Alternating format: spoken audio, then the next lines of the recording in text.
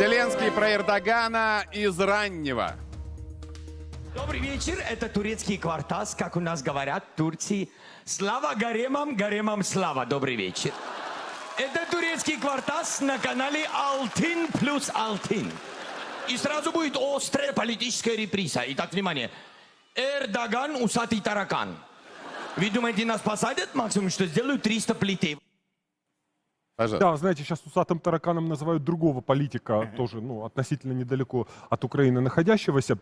Зеленский гений популизма был и тогда, и сейчас. 5 вопросов из нас, из всех, кто уже родился к 93-му году, может вспомнить референдум 93-го года. Только вы не родились к этому да, времени. нет, да. И вот здесь логика примерно такая же, только это не референдум, а плебисцит, поэтому его нельзя на государственные деньги, поэтому на избирательных участках нельзя проводить. Но ответы должны строиться примерно так. Да, да, да, да, да. То есть да, да, да, да, да. Ну, короче говоря... Как вы всегда говорите. Короче говоря, это примерно такой оживляж для У нас молодежи. пропаганда наркотиков запрещена, так что Но там же... ваше «да» мы не забудем. Хорошо, это медицинская цель. Вообще Украина бы была так же, как и Россия и Беларусь, могли бы быть мировыми лидерами по вот этому Производству.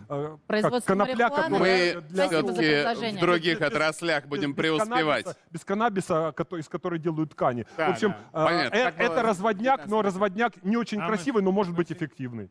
Появление ударных беспилотников турецкого производства в руках Украины — крайне опасный прецедент. Чем? Помолчи. Мы должны для Мы их защиты собьем. граждан Донбасса быть готовы ввести бесполетную зону. Потому что Украина может использовать для атак, а также для совершения террористических актов против объектов на территории Дай России бог. эти беспилотники.